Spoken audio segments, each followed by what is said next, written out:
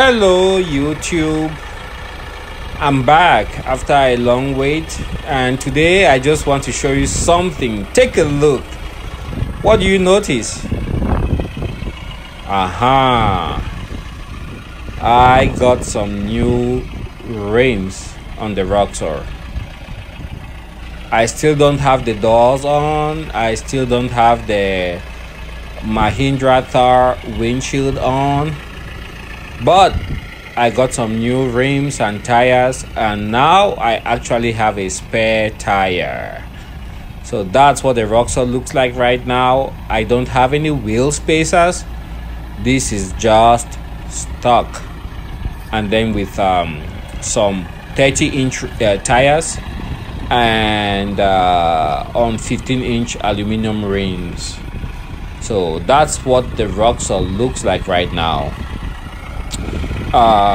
You can notice that it has a wider stance. It goes just a little bit over the bumpers, the flares, front and rear, but that's okay. And you can see the stock tire there now being used as a spare, all caked in mud, but sitting there strong. And you can see just how much I have. Maybe an inch and a half overboard. So if I hit any mud, it's gonna be sprayed on the rear view mirror and everything. So I just want to push it in a little bit so you can see how much overhang I have, especially on the rear tire. You can see it clearly. Front tire is turned a little bit. So yeah, spare tire, I'm sure you noticed. Yeah, it's a little bit is good. So I went back to my good friends at Valili Sport and Marine. They got two locations. One of the Roxor dealers here in North Dakota. That's their address: 2125 Elk Drive, Minot, North Dakota. They also have a location in Bismarck. And what did I see? 3 Roxors. Well, yeah, so those are 2019s. Here I'm just trying to show you how you do a quick tire change. So you just go to a hill. Remember, the Roxor doesn't have a very high travel for the tires, so that's all what I needed, and boom, right there you have a 9-inch clearance for the Roxor. But remember, this is not your regular side-by-side, so it doesn't have the high travel that you might find in some of the side-by-sides you find in the market with the plastic bodies that are light.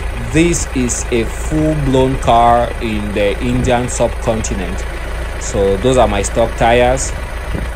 They have about 105 miles on them right now. I took these to the airport the other day. So what I'm trying to do here is I'm trying to take off these stock wheels, replace them with the alloy wheels.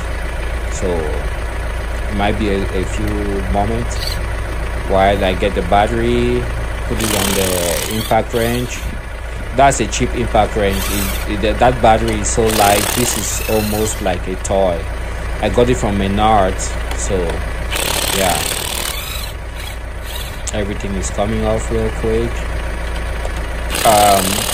This is a simple chore, but if you had to manually wrench it like back in the old days, I guarantee you it would not be any fun working on your Roxor. So I highly recommend, if you can, go on your local Craigslist or whatever and look for some battery powered tools. Even if I had a hose and I could use that in a shop, yeah, that would be good. But the battery powered ones, they're so versatile, you can use them anywhere. I love those, especially.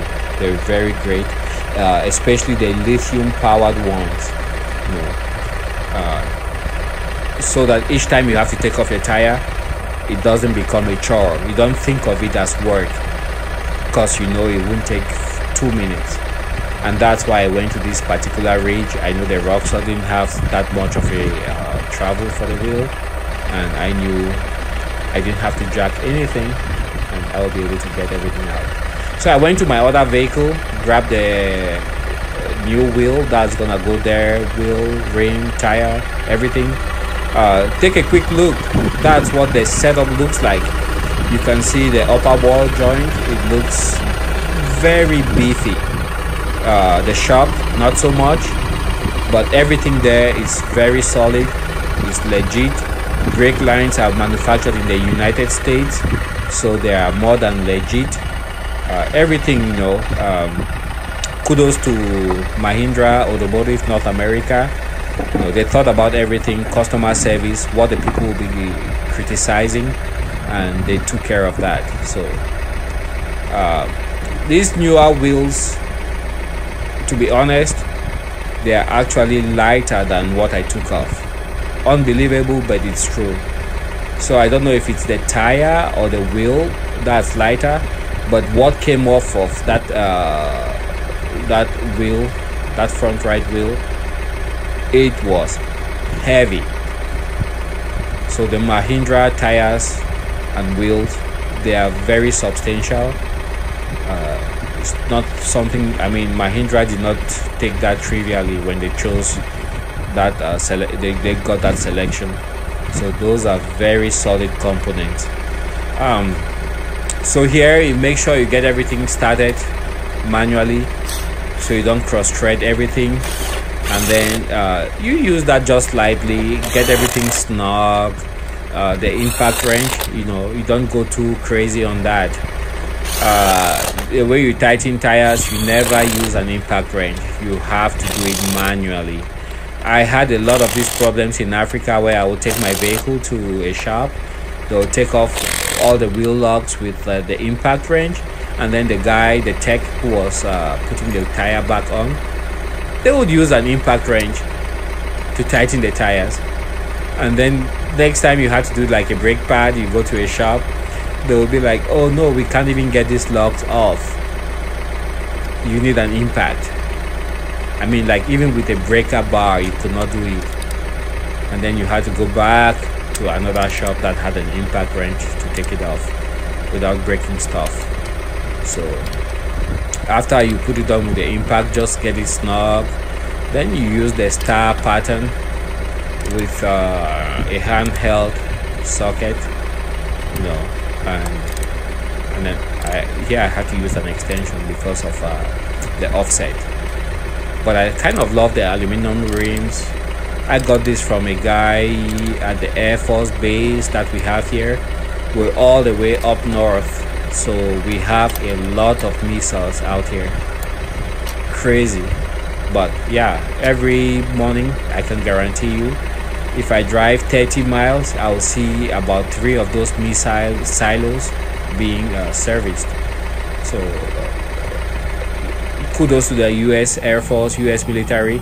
I know the United States is ready if any time there's a nuclear threat from anybody coming from up north or the other side of the world, because they'll travel over the Arctic Circle. So that's the first tire was done. Here's the second one. Very unassuming looking, but these things are heavy.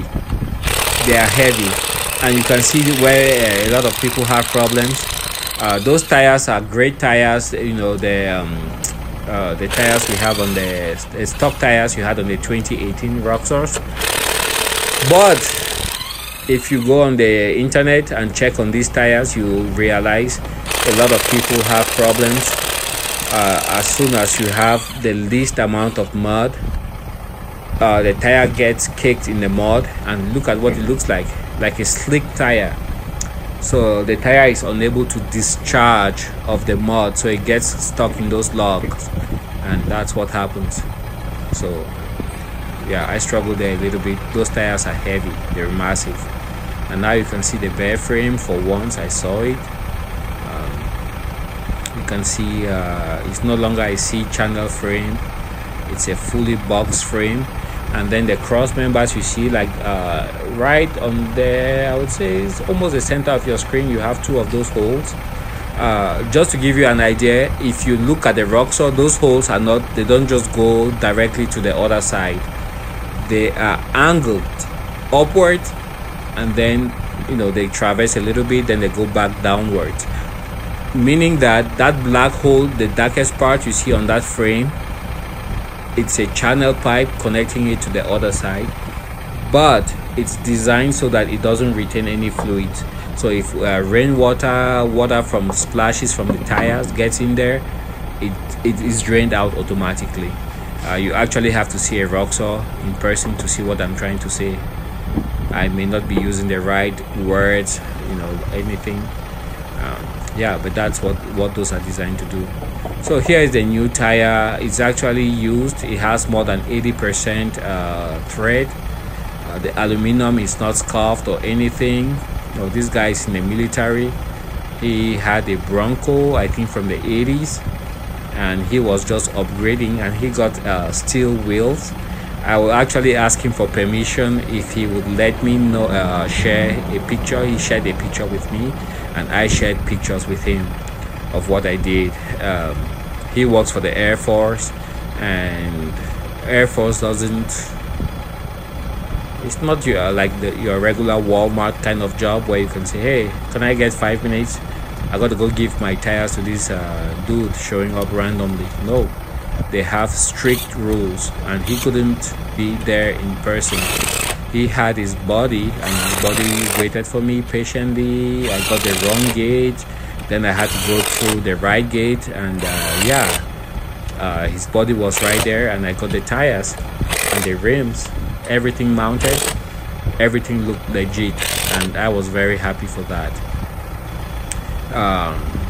So that's how you change your tire very quickly without having to jack stuff, worry about scratching your paint. Just look for a little hill. Roxor has limited travel. As soon as you start flexing it, one tire will lift off the ground.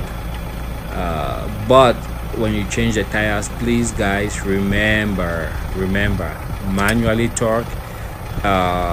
Personally, our Walmart in Minot, I know they use a torque wrench. So if you come there with a vehicle, they will pull up the specs for the vehicle. They know what torque they have to apply for each tire. They know what torque they have to apply for oil filters, oil filter plugs. I've seen them do that. They pull everything up on the computer and they go by the book. So it slows down the process a little bit. Yeah, back in Africa, we go by a gut. You tighten it until it can't go anymore. So I have that one done.